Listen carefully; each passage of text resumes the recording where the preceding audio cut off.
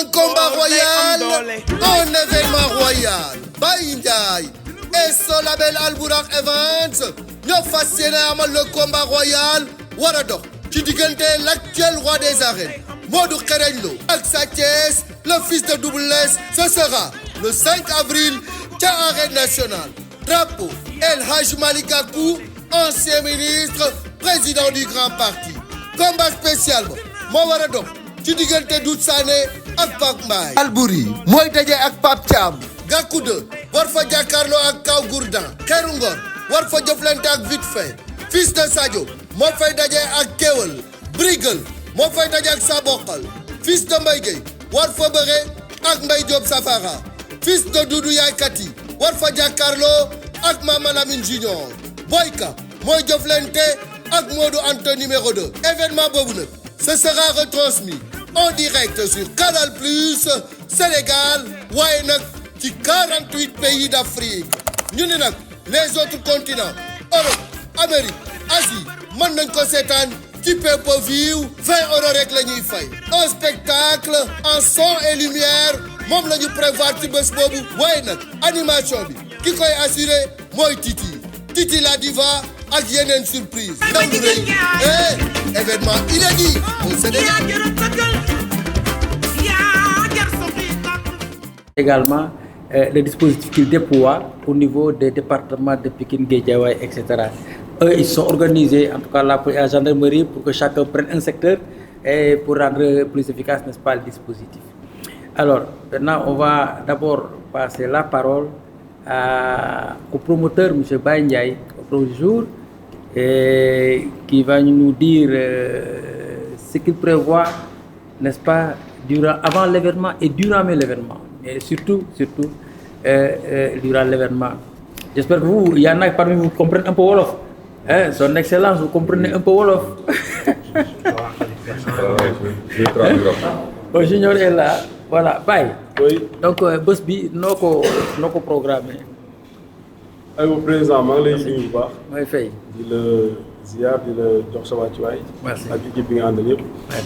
di nuyu commissaire Thiandoum. bu baax a baax ak équipe bi mu àndal yëpp. di nuyu gendarmerie nationale ak sapeur-pompier ak président Babou maa ngi koy nuyu bu baax a baax ak ménager yi fi nekk yëpp. ak suma équipe bi ma àndal. di wax ni comme d'habitude rek ñëwaat nañ fi tey pour di préparer journée le 5 avril bi ci diggante Modou Lo ak Sa Thiès ñun suñu waxu démb rek mooy suñu waxu tey ñun amuñu benn baat bu ñëwee fii loolu di déglu sécurité bi ak yéen di leen jëglu rek ci li ngeen bëgg ñu def ko ànd ak yéen ci liggéey bi pour mu mën a jàppandi. am na yoo xam ne nag mën nañ ko souligner rek li ci des nag dañuy bàyyi ba waxtaan bi déglu la ñu xool luñ ci mën a wax ñu wax ko mais en tout cas ñun suñu wareef ak suñu warugar mooy li ñu daan def nañ ko spécimen yi indiwaat nañ ko pour présenter leen ko tey bii ba am na tuuti différence parce que yokk nañ ci loo xam ne mosuñu woon am mooy tëggkat sabar yi mooy kon ñu ko waxee woon dañ leen accrédité ñoom en plus mbëri tamit leen ñuy accompagner ñu jox leen ay accréditation yooyu yëpp man préparé naa ko pare pour ñu mën ko yor su ko defee bu ñuy ñëw ñu mën leen a xàmmee tey ménagère buy dem nombre bu ngeen ko may ci nombre boobu la ñuy basé jox leen ay accréditation muy batteur yi muy mbëri mag yi beneen bi ci des muy journalistes yi comme ni ñu ci waxoon loolu la ñuy maintenir ñëpp dina leen accrédité mais ñëpp ci kaw la ñuy sauf ki def production bi rek mooy nekk ci suuf ak waa Lutte TV ak Albourakh bi nga xam ni moom mu organise événement bi te organiser ko tamit taxul nga indi le maximum donc comme ñi nga ko waxoon benn plateau la ñuy def te signal la ñuy jël ñaari caméra la ñu am ci suuf te newuñ ci biir géew dañuy balaadee côté bële ñaari côté amul beneen presse boo xam ni buñ la accrédité doo ngay wàcc ñëpp ci kaw la ñuy def te ñiy wàcc suuf tamit da leen identifier defal leen ay gilets yoo xam ni pour ñu mën leen a ràññee pour ñu am visible bu baax a baax loolu daal la ñuy wax beneen bi mooy tëggkat batterie centrale bi accréditation lañ koy jox ñaari batterie mbër yi ku ci nekk envoyé lañ la xaalis nga jënd sa tissu bi nga bëgg ak couleur bi nga bëgg je crois que waa kër Modou Lo ñoom bu blanc lañ choisir Sa Thiès choisir bu bleu yooyu def nañ ko te jëndal nañ leen ko pare pour ñu mën image bi mën a nice beneen bi ci topp mooy bu ci loolu doolee koo jël leen jox ay accréditation pour ñu mën leen a ràññee en tout cas daal képp kuy ñëw ci événement bi ak ku mën a doon ci xam da nga war a ci pour liggéey si di nga am accréditation identification boo xam dañ la mën a xàmme fi nga war a yem ak fi war a yem loolu daal président la ñuy wax ci kanamu kilifa yi fi nekk yëpp pour ñu ñëpp ñoo xamee ko noonu même microcentrale yi sax dañ leen jël en charge ñëwal leen ay grand boubou ñu mën leen a ràññee parce que lépp dañ ko bëgg a teg ci yoon yoo xam ne bëgguñu ñëw di ñaan kenn buñ fi jógee amul dem ci commissaire Thiandoum wala ci gendarmerie naan ko dugal ñu ci génn ñu ci kii ci la bokk képp koo xam ne daal événement bi concerné la jox nañu la say wàccuwaay bi ci war te dinañ leen ko présenté ba ngeen gis présentation bi jaar na yoon ñu des nag dañ koy bàyyi seen loxo ngeen xool nan ngeen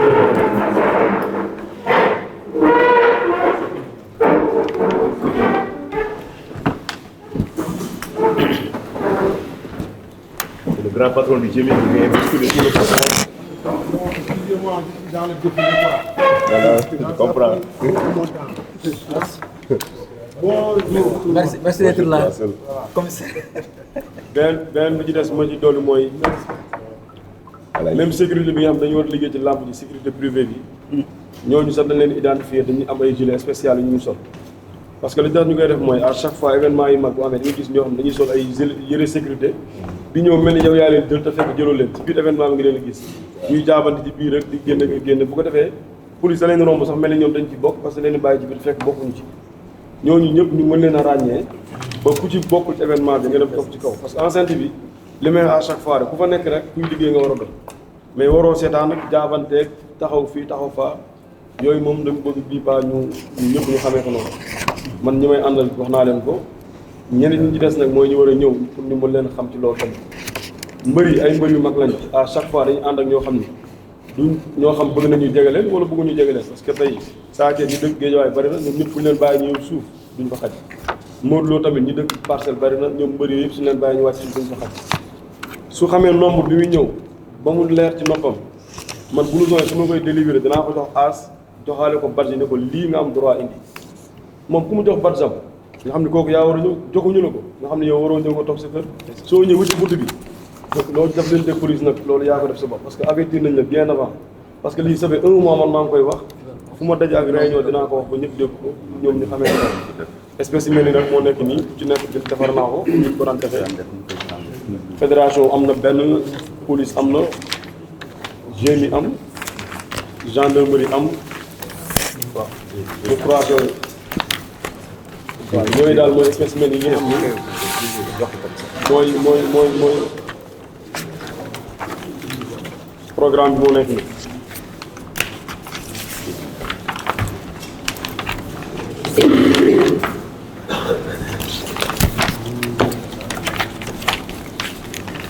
en plus beneen bi ci des mbëri fi ñu war a toog man laajte naa ay xalaat ba indi dama leen koy imposer rek bu fekkee c'est bon parce que ku ci nekk xool naa zone bi ngay jógee ak zone bi nga war a toogee ba ma définir ko ba def ko ci programme bi tamit.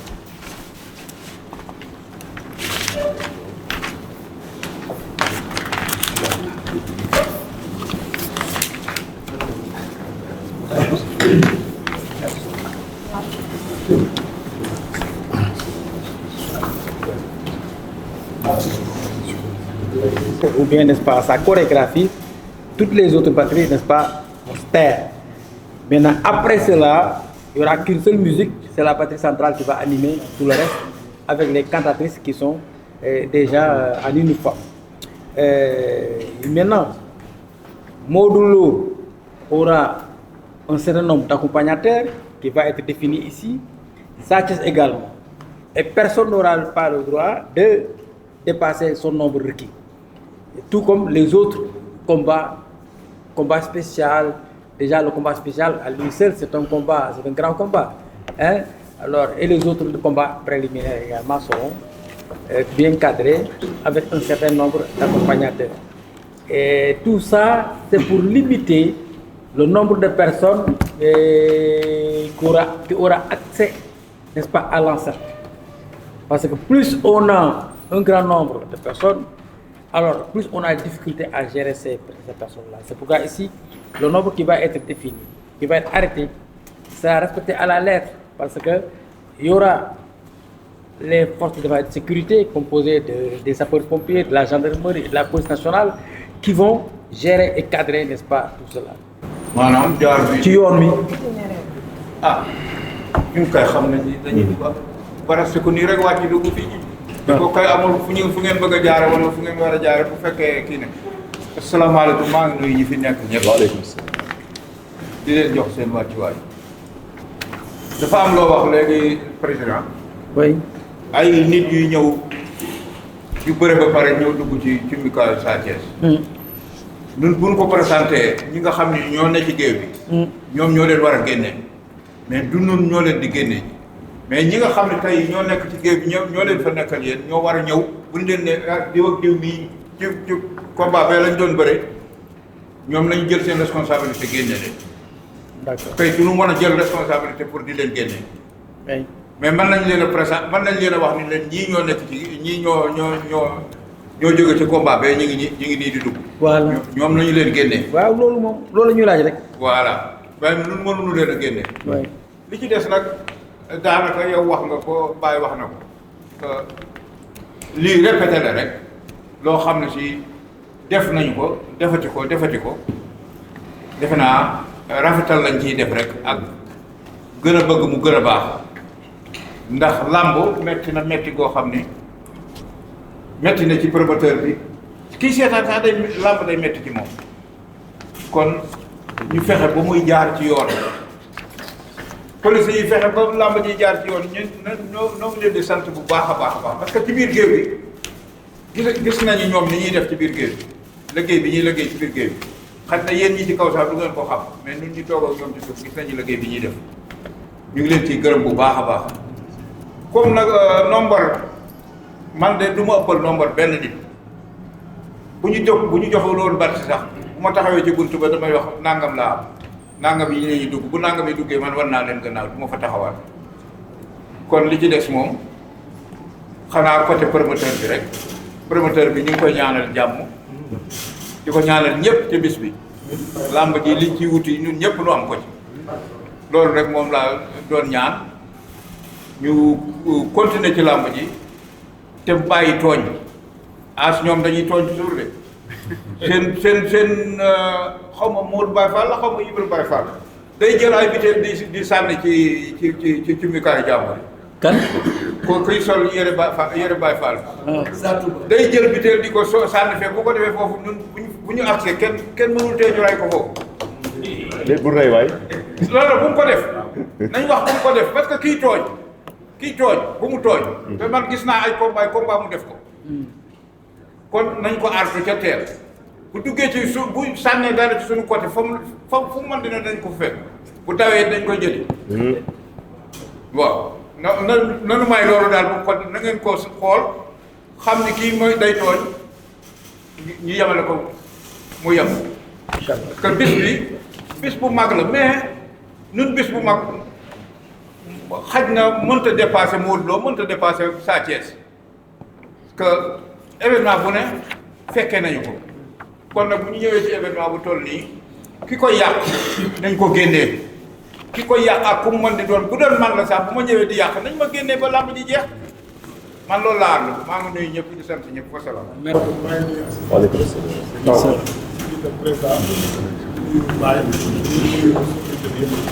donc comme ni ko père Babou waxee rek toog nañ fi benn fois dañ naa tedd yi toog fii yëpp ngeen tëddee ndax règlement bi mu changé defar pour mu baax tamit loolu changé donc kon ñu jàppoo rek suñu yëpp daal tax ñuy jóg ñu fexe toujours rek nu mu gën a rafetee comme ni ñu ko waxee tamit Sa Thiès nii la mën a jaaree comme ni ko père Babou waxee ñun nii lañ daan jaaree ñun pare nañ pour wëri incha allah Baye bu baax incha allah. donc xanaa ni ñaan rek ce sont les combats. comme ni ñu ko waxee rek ci accompagnement ñu jëm ñu ci dimbale rek quoi parce que moom loolu tamit loolu mu mag la te Parcelles Assainies yëpp ñu ci ginnaawam tàmbale ba Yoff yooyu yëpp donc ak entraînement bi ak daal loolu ñaan daal bu dee mën nañ am 20 personnes daal dañuy ñaan war na mérité ñëpp fekk si ko mais dafa am leen lu ci rax dañuy recevoir ay ambassadeurs yu bëri te xam nga ambassadeur moom boo ko déggee rek ay gan lañu te dañuy war a teral ci melukaay ci jikko ci organisation et tout ça le parrain également Malick Gakou je crois que nit ñëpp la ndax ca mu am invité d'honneur également Diania Ndiaye le président du CROSS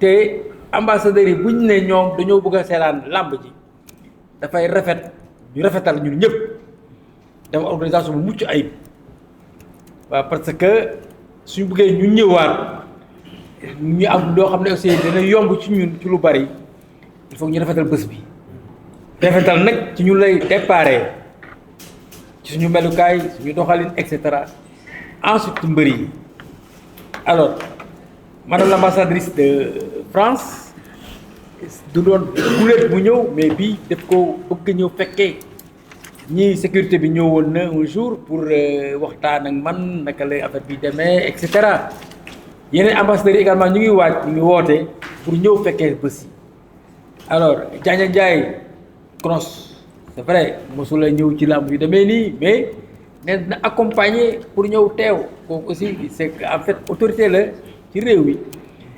kële di Malick Gakou nekkoon ministre de la République nekk fii ak yéen aussi surtout waa Guédiawaye moi je crois que jour bu mel noonu soo seetloo ñiy ñëw ci ay kilifa rek dafay am lu tax ñu am benn melokaan ndaxte dafay bari li nga xam dañuy cokkaas di ñu tooñ sax ci daan waa làmb mais bii dafay laaj ñu wane suñu bopp wane un comportement exemplaire un esprit de citoyen vraiment à imiter montrer également pas seulement un esprit citoyen mais un esprit de sportif un esprit de fair play et que le meilleur gagne ce jour-là As yow ñaan nga 20 moom bëri na lool ndaxte boo seetloo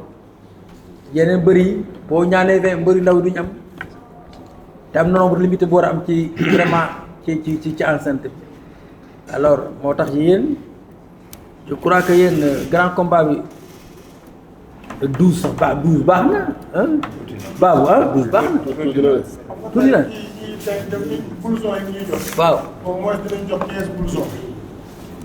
non loolu xam nga bàyyi moom dafay bàyyi xam nga bàyyi day joxe rek. non non xam nga président. xaaral ñu déglu yéen. staff bi. waaw au moins encadrement Modou Lo. waaw ak dirigeant yi. dina am parce que Modou Lo dina am entraîneur yu jógee France yu ko assisté si ñu ñëw. waaw donc au moins dina am 5 entraîneurs yu ñu ko assisté. waaw. peut-être ñu yor ci mu kaayam 5. xanaa ak 10 ñu ko soloon blouson loolu moo tax ma laaj. est-ce que Sa Thiès du am loolu moom tamit. xam nga Sa Thiès bu ko amee lépp ndaxte Sa Thiès xam nga am na ñu mu ooy feneen ak feneen day bëri. bon léegi waaye léegi daal nañ leen doon 15 ku nekk 15 doy na baabu ku nekk 15 doy na vraiment 15 doy na sëkk xam nga. il faut que ñu dimbali suñu bopp dimbali sécurité bi aussi mu gérer affaire bi ndaxte Sa Thiès bu duggee rek départ ñëw alors am na ñoo xam ne dañu ànd ak ñoom te police bëgguñu ñu nekk di buuxanteeg police ay bokk ca bokk wala organisateurs yi c'est pas bon loolu baaxul ci image te leneen li nga xam ne aussi am na ci télévision yi baaw Sa Thiès dégg ma ne Sa Thiès bon bàyyi As xam nga au-delà personnalité yi ñëw y a Canal Plus daf koy diffuser en direct 40 pays africains mais également partout dans le monde l'image doit être vraiment saine dafa war rafet sinon danañ ne waa dugg nañ ci làmb ji mais jaru ko woon wala leneen te am nañ yaakaar ne dana indi lu bëri ci làmb ji te loolu dafa am solo aussi moi je crois 15 doy na ñooñu ngay wax noonu di jógee fële ak yooyu yëpp pour Modou Lo ak Sa Thiès ñu dugg ci 15 bu ko defee ñu dem bon maintenant combat spécial bi kooku 10 doy na ci moom voilà parce que rek bés bi nañ xam ne combat royal bi moo ko moom Sa Thiès ak Modou Lo surtout ñoom ñoo ko moom alors suñu amee 15 ñële mun nañu am 10 maintenant huitième combat 7e 6e 5e non. 9e. Non, non, waaw, non, binduñ ko. Du 9e au 12e combat. Bon, du 9e au 12e combat, non, 9e combat 10. Ci ñun, maa ngi fàtte, il y a des combats internationaux. Il y a des combats internationaux qui vont opposer des Nigériens aux Sénégalais, qui vont opposer des Ivoiriennes aux Sénégalaises, qui vont également opposer des Gambiens aux Sénégalais. C'est ça que j'appelle, n'est-ce pas, les combats internationaux. 4 combats. Donc, on va dérouler 4 combats sénégalais. 4 combats sénégalais d'abord. Après, on arrête la lutte avec frappe. On va attaquer la lutte sans frappe pour 4 combats internationaux. À ces combats de lutte sans frappe. Voilà. J'ai bien observé le document. On se retrouve avec 14 combats. C'est ça. Oui, c'est ça. Donc, l'expérience a montré qu'avec les 10 combats, on avait des problèmes. Non seulement pour contenir tous ces personnes qui sont donc, tout autour en bas, mais aussi pour respecter le timing. Donc de réserver donc, du début à la fin des combats. Donc il faudra voir avec ces 14 combats quelle formule sera adoptée pour éviter donc de rentrer un peu tard de sortir des délais. Parce qu'il y a un problème de sécurité qui va se poser après pour la dislocation. Les agressions qui peuvent survenir un peu partout, on le suit tous. Voilà, ça c'était ma question. Je ne sais pas qu'est-ce qui a motivé ces 14 combats, je ne sais pas. Mais aussi, je rebondis sur ça pour parler des accompagnateurs, donc vous venez de dire là. Moi je pense que quand on augmente les combats et qu'on va avoir les mêmes résultats, ou bien même des résultats meilleurs, au lieu d'accorder des surplus d'accompagnateurs, on devait diminuer. Ça, c'est la logique. Les mineurs qui souffrent, ils sont nombreux à descendre. C'était 10 combats. Donc, à chaque fois, on se retrouve avec 10 combats. On avait des problèmes pour assainir l'enceinte. On augmente à 14. Au lieu de diminuer les accompagnants, des lutteurs, on est en train de surpeupler donc, ce secteur-là. L'environnement. Et je pose encore une dernière question, c'est un tour et je vous laisse répondre. C'est que est-ce qu'il est prévu donc de la sonorisation donc en bas, c'est-à-dire orchestre, comme auparavant, parce que la dernière fois j'ai vu que on l'avait dépassé ce problème. On avait réglé ce problème, mais la dernière journée de Gaston Production, donc ils l'ont fait. Ce que j'ai même dénoncé, je n'ai pas participé à la réunion. Voilà mes quelques préoccupations pour le moment. Merci. Merci commissaire. Je vais rétropédaler parce que j'attendais que vous terminiez pour que j'abonde dans le même sens que lui. Oui. Parce que j'ai tiqué. J'ai tiqué quand j'ai lu le programme qui nous a été soumis par le promoteur. Parce que je vois ici fanfare officielle à 18h30. Il ne faut pas perdre de vue qu'on a une épée de Damoclès qui est suspendue sur nos têtes. Quand je dis nos têtes, c'est le monde de la lutte. Il y a un arrêté qui est là, qui a été pris après avoir arrêté pendant très longtemps les combats de lutte. S'il n'y a pas de dérogation, je crois que le dernier combat doit terminer avant 19h ou bien au plus tard à 19h. Tout à fait. Siffler à 17h30. Et là où on doit siffler le combat à 18h30, je vois qu'on prévoit la fanfare à 18h30. Moi, je pense qu'il faudrait qu'on ait plus de rigueur dans ce qu'on est en train de faire, et parce que le couperet risque de tomber. Et ça, j'en appelle à votre rigueur et à votre vigilance. Parce que quand j'ai lu Doudou Sané versus Pape Mbaye à 18h20, le combat, il est un combat de combien de minutes? 2 fois 10 minutes. 2 fois 5. 2 fois 5 minutes. Donc déjà, et si on a 10 minutes, on est à 18h30. Et on ne va pas siffler le dernier combat. Moi, je pense que ce programme-là, je ne sais pas comment on a pu avaliser ça, ça risque de nous créer des problèmes. Et il faut qu'on se le dise les yeux dans les yeux. Ça risque de nous créer des problèmes. Voilà. Donc, parce qu'il y a beaucoup de programmes. Voilà. D'accord, c'est une journée spéciale. On doit montrer beaucoup de facettes de la lutte et de la culture sénégalaise. Mais il ne faudrait pas occulter le problème de sécurité qui avait poussé à ce qu'on arrête les combats à 19h.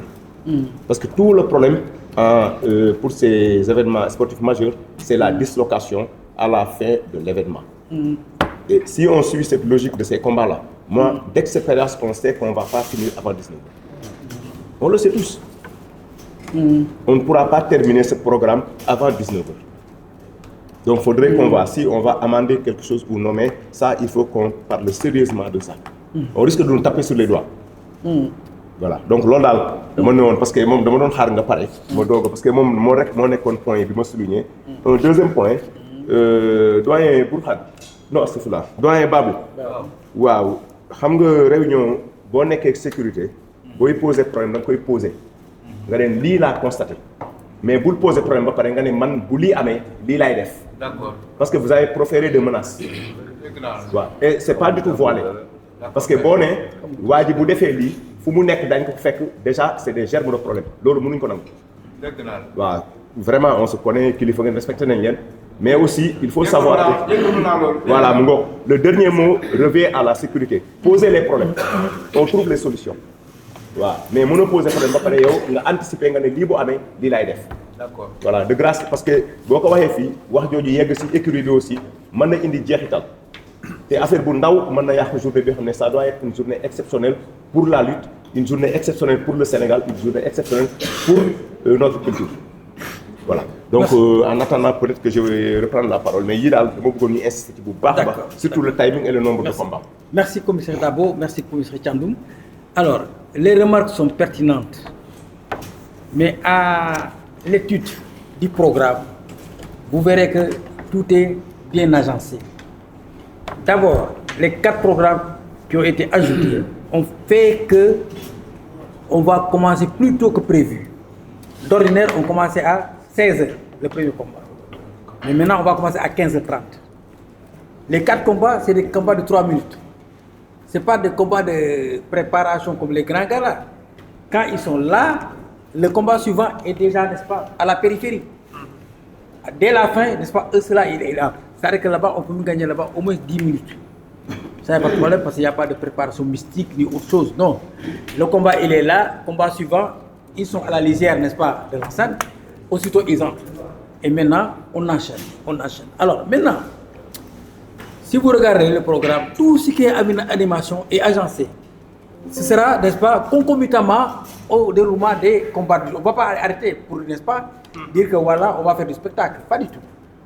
La fanfare, ce sera, n'est-ce pas, aussitôt après le combat spécial, la fanfare va animer un peu, c'est pour l'hymne national, etc. C'est pour quelques 5 petites minutes et puis voilà, et on continue. Le grand combat sera sifflé entre 18h30 et 18h45. Voilà. Parce que nous également, nous tenons à terminer aux environs de 19h. C'est ça qu'il y a dans le programme et nous tenons à le respecter.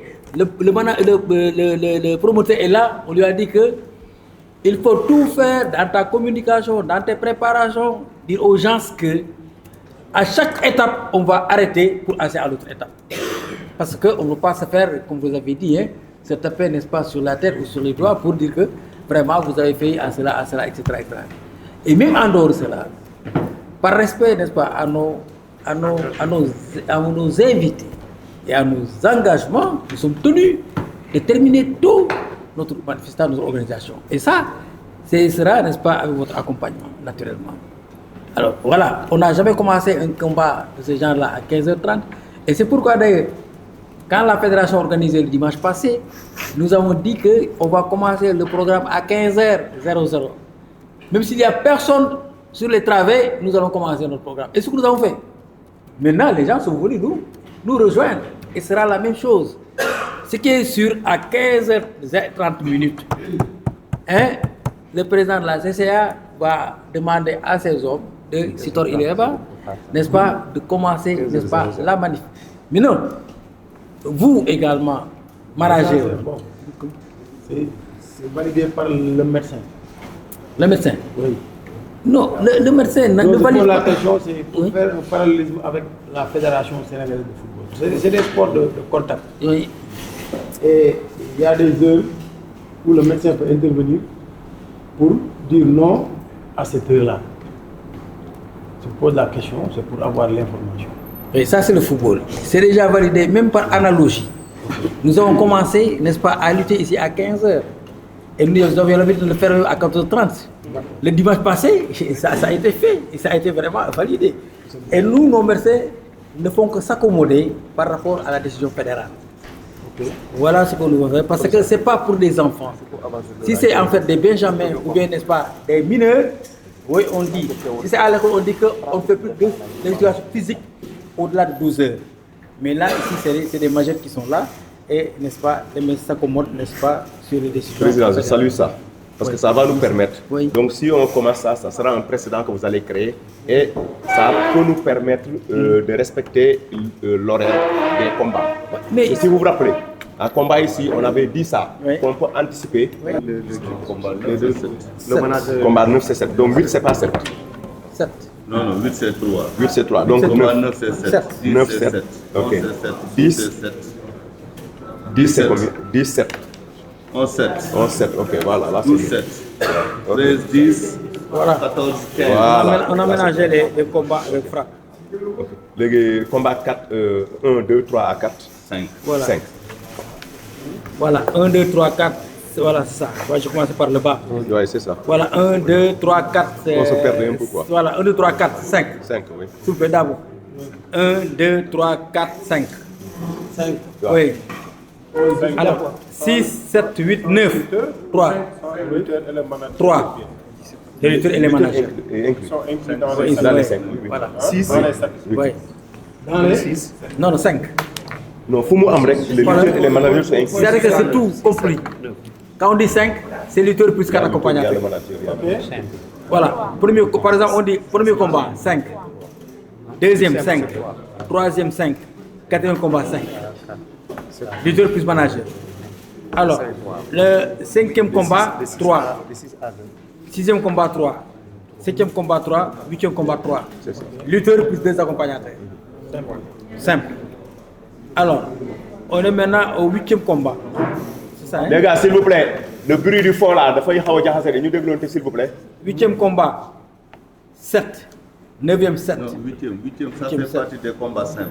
Le cas, non, je veux dire 9e. 9e combat, 7. Voilà. 9e combat, 7. 10e, 7. 11e, 7. 12e, 7. C'est ça. Y compris les lutteurs. Le lutteur et 6 accompagnés. Et 3 accompagnés. Voilà ça. Maintenant, le 9e combat, c'est 10. Le lutteur spécial, 10 c'est le lutteur plus 9 accompagnateurs. C'est 13e combat. 13e, voilà. Moi, toujours, j'exclus les avec 13. 10. Voilà. Maintenant, le 14e combat, c'est 15. Lutteur plus 14e accompagnant. Voilà. Le 14e c'est 15. Lutteur plus accompagnant. Y compris. Y compris. Ouais, y compris ça. Y compris le lutteur. Oui. 15 accompagnateurs, y compris le lutteur. Y compris le lutteur. 13 accompagnateurs plus le lutteur et son entraîneur alors. Non, 6 mois. nekk mooy premier lutteur nekk roi des arènes war a ñëw compétir si ñu dépassé combat bi xaalis bu bëri bëri il faut ñu waxtaan tamit liggéey moo ñu fi ñu am defar ñun ñëpp dem na fi Paris 2 fois préparé wu ci waram ay gan waram lépp te Modou Lo depuis combat bi mu commencé nekk professionnel ba léegi heure buy bëri see ànd ak médecin ànd ak entraîneur am ñaari entraîneur physique ak boxe ñu war ko limité ne ko 15 ngay àndal ménager ci lay bokk entraîneur loolu mooy 13 personnes. sponsor bi ñuy accompagner pour mën làmb mën a am dinañu jox 15 personnes la ñu waxoon pour ci blouson yi. mais ñu ñuy réduire du ñuy bu yàggee ne affaire bay yàqu de parce que ñun dootuñu mën a organiser ci yéen dootu ngeen mën a organiser ci il faut ñu waxtaanee ko comme ñun wàññi nañ loolu yëpp dindi presse bi dindi lépp li gën a rafet ñu may ko 20 personnes moog saa kees jox leen 20 bats yeneen mi daan fii mais su bàyyi leen 15 personnes ménager bi gën ci kii muy 13 personnes amul ku ko tuusal am na ay sëriñam am na ay nitam loolu vraiment moom day métti. il faut ñu waxtaane ko rek comme ñëpp ñu fi toog ah mais ñun nag lamb il faut ngeen sool ay budget xaalis ba lañ ci dépensé que ñu ñëw di waxtaan si fii bëgg solution moo tax il faut ñu jàppale ci tout tamit mais su ñu bëggee xoj taxaw ñu ñuy dem affaire bi yàggee dootu nekk événement nag bon loolu tamit dafa jar waxtaane parce que ñi fi nekk ñëpp loolu lañuy ku nekk yaa ngi koy kumtu dégg naa sa reket waaye muy xultu mënul ñàkk xam nga la il faut ñu jàpp tamit waaye xam nga bu ñu demee aussi ba affaire débordé suñu le loxo premier leader nga bëgg ko yemale leader yi daan bëre yooyu du mais xam nga règlement moo tax il faut ñu yemal xam nga as balaa ngay wax as demande na loolu président monsieur l'auditeur as tu veux non c'est pertinent mais c'est tout vraiment c'est-à-dire du débordé doo gis ku la xatal doo gis ku c'est-à-dire yooyu boo ko defee da ngay noppal sa bopp mais soo ne ko may ko nanga ba gis ñi jox di ñaan di daw di tëccu après ñu lay tension xam naa li nga def te loolu lu tax ñu def ko boo gisee badge yi te identité am na 1 ba 20 wala 1 ba nangam c'est-à-dire ku ci bokkul ñu xam ne yow lii lañ la may moom buy ñëw dina préparer boppam préparer léppam léegi bàyyi on va avancer duñu jàkk foofu léegi daal au lieu de 15 on vous donne 18 vraiment chacun là c'est raison pas vraiment voilà hein 18 doy na donc police de kii ñu ngi kii mais parce que ñu ñoo bokk organisation bi yeewu la ak ñoom wax dañ ci jàpp mais xam kees oui Pour moi, on avait l'habitude. Ce qui est dans les textes, dans vos papiers là, c'est 12. waaw 15. On a tout le temps augmenté à 15, plus le manager. Et l'entraîneur, ça faisait 17. Je pense qu'on peut se limiter à ces 17 là. On va créer des précédents ici. C'est-à-dire qu'il y a des risques d'intrusion dans l'enceinte.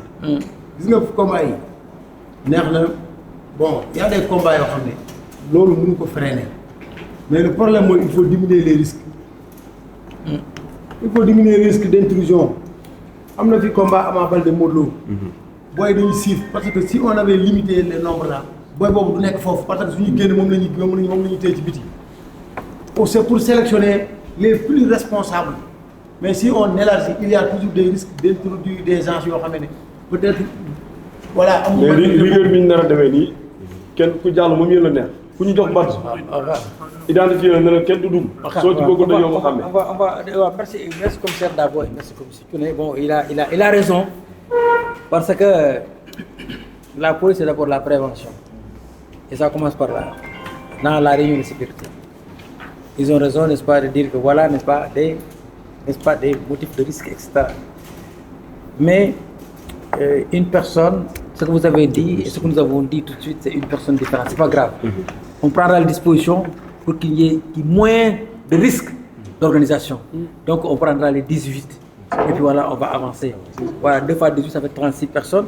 Maintenant, pour le reste, on fera de sorte que celui qui lutte regagne, n'est-ce pas, les travées, les gradins. Ku bëre ba pare nga yéeg vraiment ñu def ko surtout les premiers combats loolu vraiment mën a nekk wala boog nga toogi ca cumukaay ba bañ a nekk n'est-ce pas di jaabante mais génn bi je crois que yéeg kay ku pare kay amatul cumukaay vraiment je crois que si on le fait au départ avant le grand combat on va balayer et on va vraiment éclaircir n'est-ce pas vraiment il faut assainir l'ensemble. 5 heures. léegi avant ñuy yegg sax. le premier combat yi bëri na 3 heures ñu yéegal leen. avant ñu ñëw fekk ñoom avant muy ñëw mais bu dee 20 personnes lañ leen dina fekk stade bi on est avec mbër yëpp bëri nañ ba yéegal leen. ñu leen yéegal. waaw. Le stade est déjà plein. On a toujours ces problèmes. Des fesses, on peut on les sort. moom la ñuy expliqué stade des fesses. bu ñu yéegee fa la ñuy toog. C'est ça le problème. bu dee monté ba yéen li ngeen wax nii. Bon, en fait, s'il vous plaît,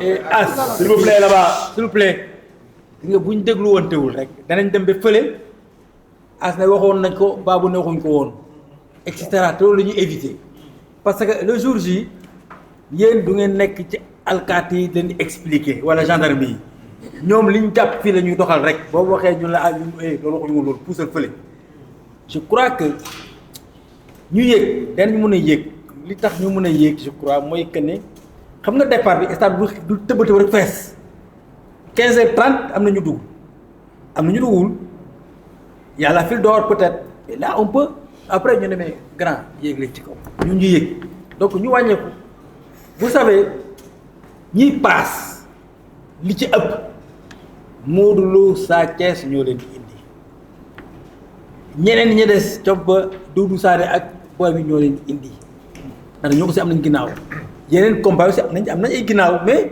ñooñu fondamentalement ñi jënd bee cher yëpp Sa Thiès Modou Lo ñu indi te loolu war nañ ko bàyyi xel maintenant les premiers combats après ils peuvent monter ci ku nekk côté bi nga jógee waa Guédiawaye la côté bii la waa Guédiawaye di féetee ñu yéeg waa Parcelles la côté bi ñu féetee ñu yéeg foofee et là aussi as sa mbokk manager yi ak baabu il faut ngeen jàpp ci nga xam ne booy yi nga xam ne bëri nañu pare dañu ànd nga ne ay booy yéeg leen parce que affaire bi ay jàppalante la moo gën alkaati yi ñëw ne kan moo bokk fii ki bokk la kee di xaru foofu ak yooyu ñu di ko liif wala yéen jar c'est pas la peine nañ waxtaan rek waxtaan ak xel ñu ne boo ci yéeg leen parce que fii lañ ko tënkee nañ yéeg balaa ñoo yegg ci grand combat day fekk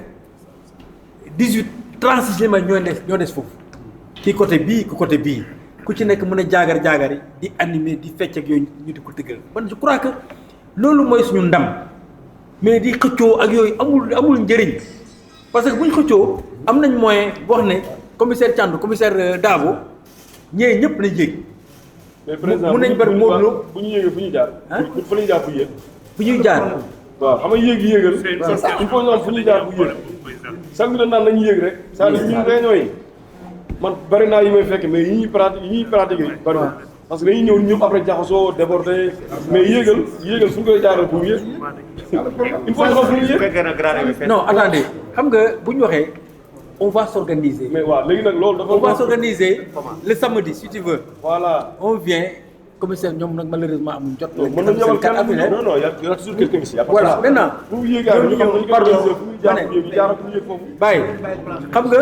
waaw loolu la organisé commissaire Dabo ñun bu ñu waxee ne ñu yéeg boo ñu envoyé élément danañ ko woon fañ nañu yéegee ku bëgg a yéeg côté bii ñu ne ko jaaral xam nii. nga fan moo baax pour man ñaari côté yi à chaque fois day des poches mooy fi jumukaay nekk ñaari poches côté yooyu. ñu ne koy réserver pour mbëri bu ñu bare yow fii nga war a yéeg. boo ñëwee di bëri kenn taxaw ne la boo bëree ba pare fii ngay jaar yéeg dégg nga policier yi dañu accompagné nga yéeg. ñu organisé wu ko mais am na bu ñu mais foofu bu ñu paree yéeg rek après tasaaroo yéeg bi ñun jaaxaluñu bu ñu tënkee loolu ba pare daañu wax nit ñi ne fii la mbër yi ñi féete côté bi yëpp ku ci bëri fii ngay jaaree. 2 minutes. non allez-y. non allez-y. Ah oui. Merci. Oui. Non, tu as un mot à dire parce que sinon je vais clôturer après avoir donné la parole à la gendarmerie et au sapeur. Oui. Position des autres lutteurs. voilà loolu laa bëggoon. Comment? Position des autres lutteurs. Oui, on va donner ça. Bon, on va y revenir sur après Aziz. Aziz, oui. Merci. Merci. Vous avez fait, oui. Merci. Hein. Merci. C'est pas grave.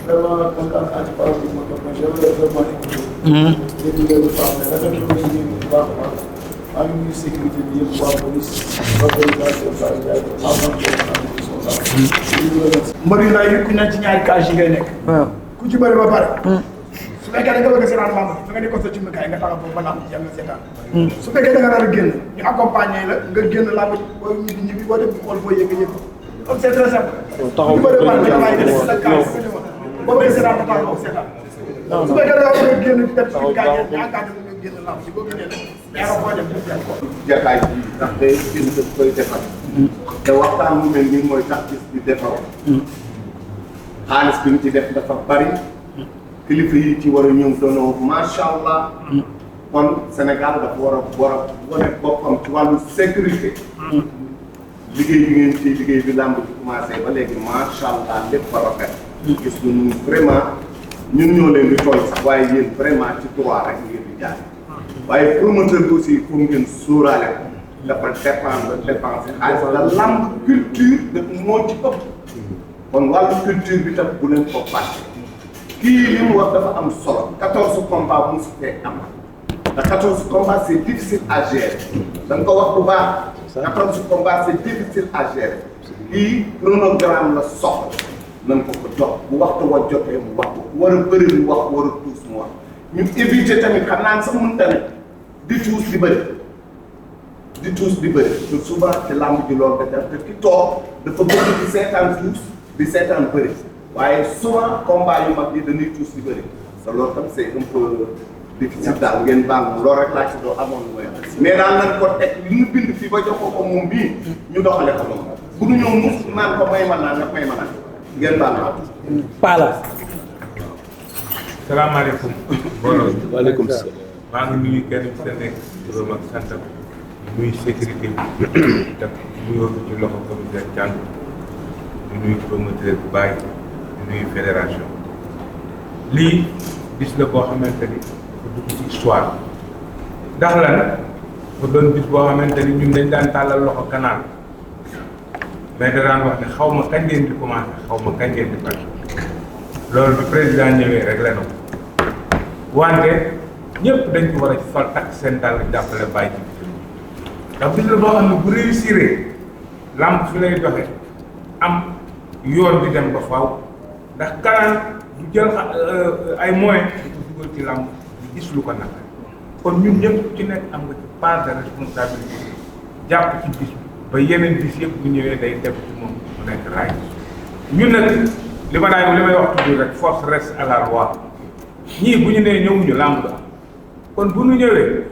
sama mbokku ménager yi ne ñëpp communiquer ci loolu xam ne ku ci nekk lañ la may na nga ca yem bàyyi def na li mu war a def ñun ñëpp nañ ko jàppale mu réussir bis ndax su ko réussir fi la làmb di doxe tàkk ba faw ndax lu musul am bu amee dañ ko war a xoolal assainir géew bi bari na ñoo xamante ni ñëw ci géewu làmb di jaabante jaral na leen lu nekk ci àdduna pour ñu ni gisoon nga mu ci géew bi may jaabante ren loolu amatul dañ koy assainir ba nga xamante ni ku dul ki ci war a liggéey nga war ci yëngu doo fa teg sa tànk loolu na si ñëpp jàppale Baye bu ci jàppale Baye rek mbir mi dina dox ménager yi wax leen ak seen i mbër ñu yokk communication bërki démb jamono bi neexul gis ngeen li xew ci football bi am ñaanuñu yàlla mu wàll ci làmb te mbëri dañ ci am solo ndax kàddu bu mujj gi ñuy mujj a wax nit ñi dañ koy déglu suñuy bëri kon nañu bàyyi kàddu yooyu nañ koy wax ñun ñëpp ñu ànd di gërëm nag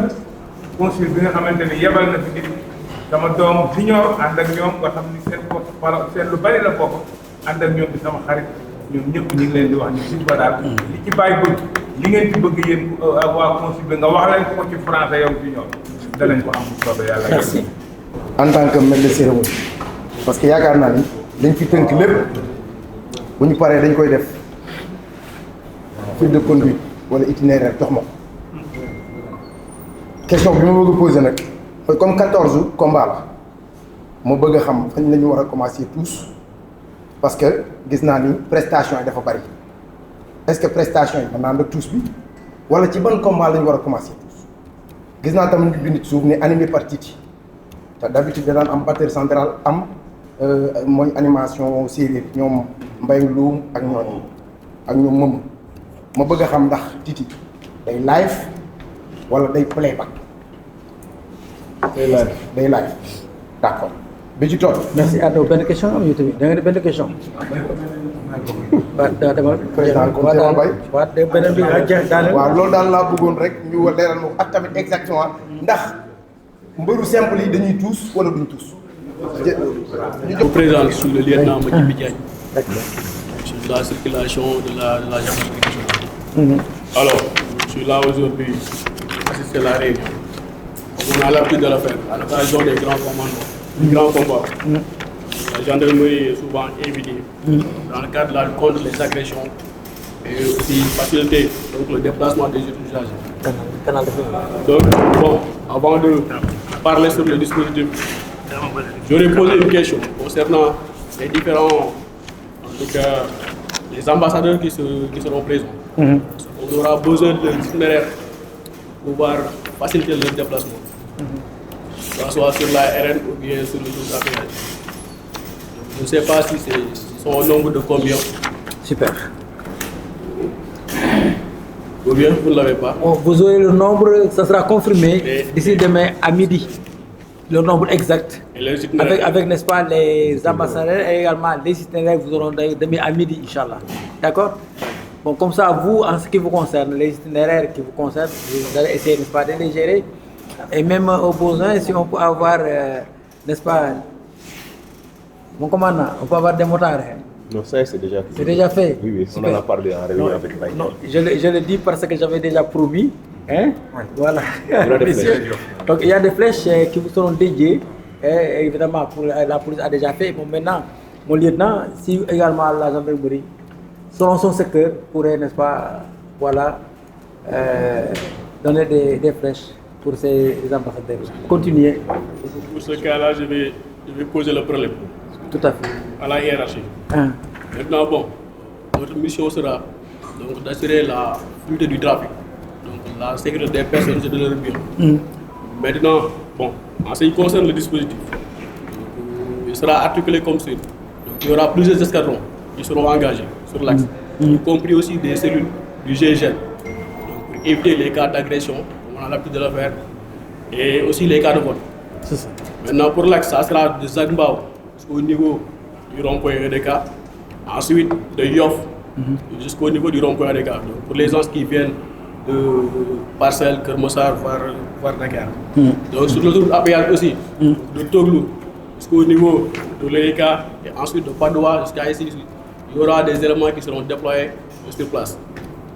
Donc, en ce qui concerne les déplacements des lutteurs, pour les itinéraires, je pense que pour ça, il n'y aura pas de problème parce qu'il va venir vers Guédiawaye, il va aller directement à l'estade. Il y aura la police qui sera là-bas. Mais Moudlo, si je ne me trompe pas, il va passer par Cambrai, non? Oui. Donc là aussi, Si. on va mettre en place un dispositif pour éviter qu'il y ait des cas d'agression et des cas d'accident. Et c'est l'occasion aussi de parler aux ménageurs, surtout de sensibiliser les supporters, comme ils ont l'habitude de le faire. Donc à l'occasion de ces combats, il y aura des onces. On a toujours des cas d'accident, des cas d'accidents graves. Et ce qui occasionne ces accidents, c'est quoi? Souvent, il y aura des supporters, comme vous allez voir, ils vont monter sur les toits des véhicules, parfois avec leurs deux roues. Donc, ils vont sillonner les roues. En tout cas, ils conduisent de manière dangereuse et souvent, ça occasionne des cas d'accident. Maintenant, il y aura un dispositif parallèle qui sera chargé de filtrer, en tout cas pour ces genres de véhicules, et les conducteurs qui auront ces genres de comportement. Et quitte à ce qu'on va les retenir sur place, jusqu'à ce que la station de l'infraction, c'est-à-dire faire descendre tout le monde.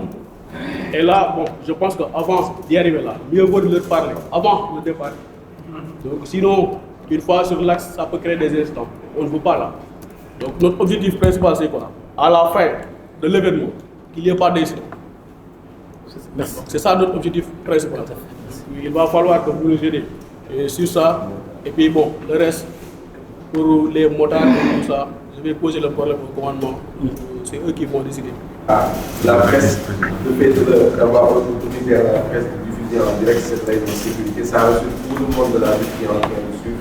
C'est très très important de partager en toute transparence. Comme ça, au moins, les gens qui viendront et les acteurs de la lutte pourront comprendre exactement le dispositif qui sera mis en place le 5 avril. Moi, juste deux préoccupations. D'abord, en faisant des réunions avec les équipes de Canal+, qui nous ont monté une information très importante. La lutte, c'est le spectacle. Et c'est important, en fait, à un moment donné, de mettre en valeur le lutteur après le combat. C'est-à-dire qu'il y a une réaction. En général, comme on est sur un timing, le lutteur qui gagne son combat, il va sur son Chunkai et il peut perdre même 15 minutes avant de venir sur le plateau. Et là, c'est un problème parce qu'on est sur un timing, on doit arrêter au plus tard à 19h30. Donc là, nous comptons innover. C'est-à-dire comme ce qui se fait dans le MMA ou dans les autres sports de combat en général, la réaction devrait se faire dans l'enceinte, juste après le combat. C'est-à-dire qu'on mettra un photocall juste après le combat. Le lutteur fera sa réaction dans l'enceinte. Donc le lutteur sera censé sortir de l'enceinte. Et en même temps, il y aura la préparation mystique du combat suivant.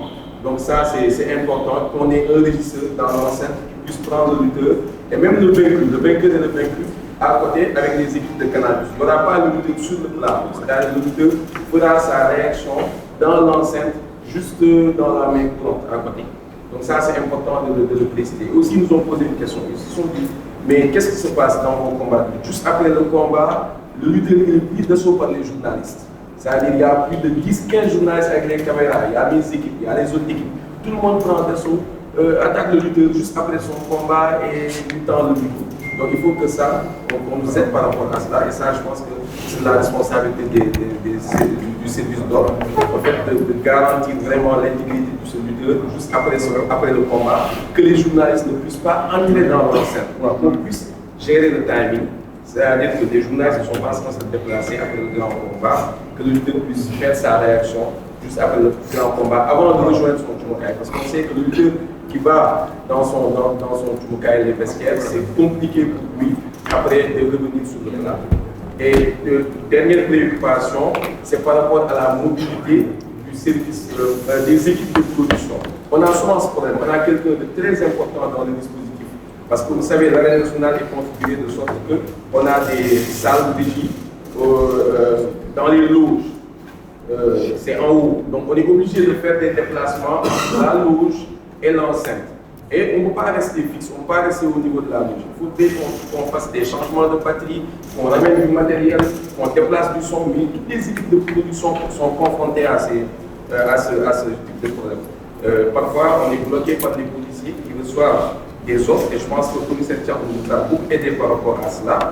La dernière fois, moi j'ai été bloqué alors que je devais amener quelque chose de très très important aux équipes.